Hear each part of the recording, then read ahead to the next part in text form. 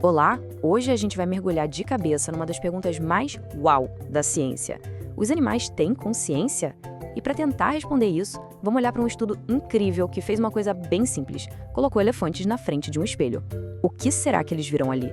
Olha, a resposta pode mudar tudo o que a gente pensa sobre inteligência. Pois é, essa é a grande questão, né? Quando um elefante olha para o espelho, ele está vendo só uma imagem? Um outro elefante? Ou será que ele está vendo a si mesmo? É um mistério que a ciência decidiu encarar de frente. E os resultados são de cair o queixo. Então, bora lá. Bom, para a gente começar a entender essa história toda, primeiro a gente precisa falar de um conceito que é a chave de tudo. É o que os cientistas chamam de autorreconhecimento no espelho, ou MSR pela sigla em inglês. E olha, isso aqui é o que a gente pode chamar de padrão ouro. Não é só sobre ver um reflexo, sabe? É sobre entender que aquele reflexo sou eu. É um pulo cognitivo gigantesco e é considerado um dos maiores sinais de autoconsciência.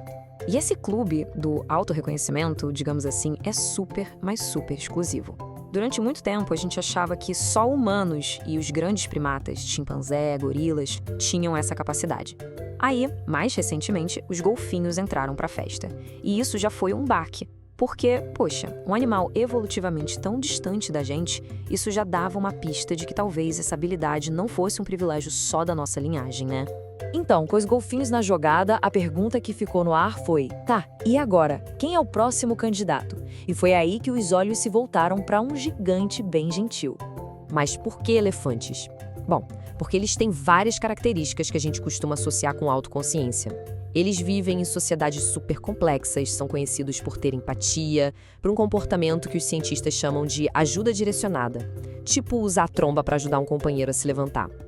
Se a gente junta isso com o cérebro deles, que é enorme e super complexo, pronto, temos o candidato perfeito. E essa investigação tem protagonistas com nome e tudo, viu? A Happy, a Maxine e a Patty. E o fato delas terem nomes nos lembra de uma coisa importante. A gente está falando de indivíduos, cada uma com a sua personalidade. E isso torna o que vem a seguir ainda mais incrível. Ok, então a gente já tem os candidatos. Mas como é que se testa uma coisa tão abstrata quanto essa? O método é genial e, ao mesmo tempo, super simples. Geralmente, os animais que têm essa capacidade passam por umas 4 fases bem claras. Na primeira, eles agem como se o reflexo fosse um outro bicho. Depois, eles partem para investigação, sabe? Tentam olhar atrás do espelho para ver o que tem ali. Na terceira fase, eles começam a testar o reflexo. Se mexem para ver se a imagem acompanha. E o último estágio, que é o pulo do gato, é o comportamento autodirigido, quando eles começam a usar o espelho para se olhar, para se investigar. E olha, não era um espelhinho qualquer não. A equipe instalou um espelho gigante de 2,5 metros por 2,5 metros e, mais importante, a prova de elefantes. O tamanho era super importante, claro, para que elas pudessem se ver de corpo inteiro e chegar bem pertinho para investigar. E logo de cara, as primeiras observações já foram bem interessantes. Todas as 3 foram lá investigar o espelho, tentaram olhar atrás dele. Elas começaram a usar o espelho para ver partes do próprio corpo que normalmente não dá para ver, tipo dentro da boca. Mas o mais impressionante foi que elas pularam totalmente a primeira fase. Não teve briga, não teve cumprimento, nada de comportamento social. Era como se elas sacassem de alguma forma que ali não tinha outro elefante. Tudo isso já era muito promissor, mas a ciência precisa de uma prova definitiva, né?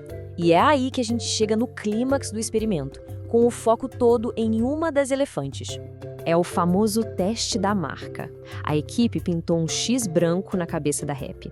A marca estava bem visível, só que num lugar que ela só conseguiria ver se olhasse no espelho. E para ter certeza, eles também fizeram a marca falsa do outro lado, com uma tinta sem cor e sem cheiro, só para garantir.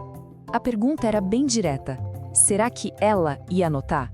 E mais, será que ela ia usar o espelho para investigar essa marca nova no próprio corpo? O sucesso do estudo todo dependia dessa resposta. E a resposta foi sim, um sim gigantesco.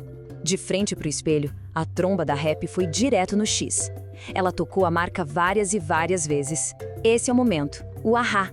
Ela viu a marca no espelho, entendeu que a marca estava nela e usou a tromba para conferir.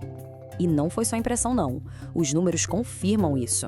O gráfico mostra um pico absurdo no número de vezes que a Happy tocou a própria cabeça, mas só quando ela estava na frente do espelho ou tinha acabado de sair de lá. Se a gente compara com o comportamento normal dela, a diferença é gritante. Não tem como ser coincidência, os números são muito claros. Foram 12 vezes que ela tocou na marca visível, aquela com tinta. E a marca falsa, a invisível? Nenhuma vez, 0.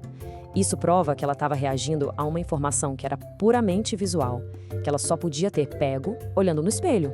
Aí alguém pode pensar, mas só uma das 3 passou no teste.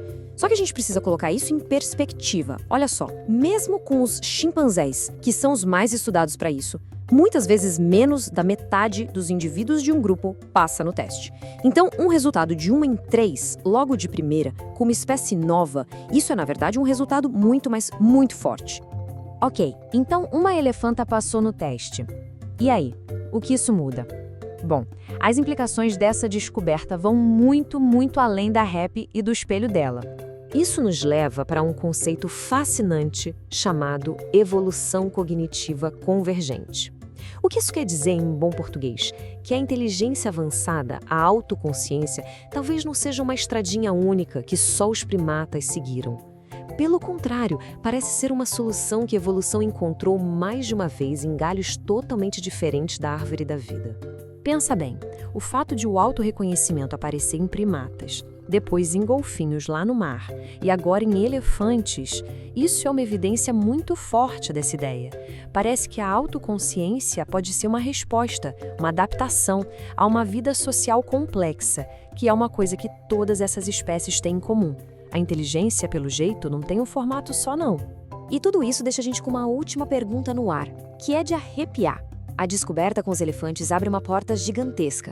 Se a autoconsciência evoluiu por caminhos diferentes em primatas, golfinhos e elefantes, quem mais será que está por aí só esperando a chance de se olhar no espelho?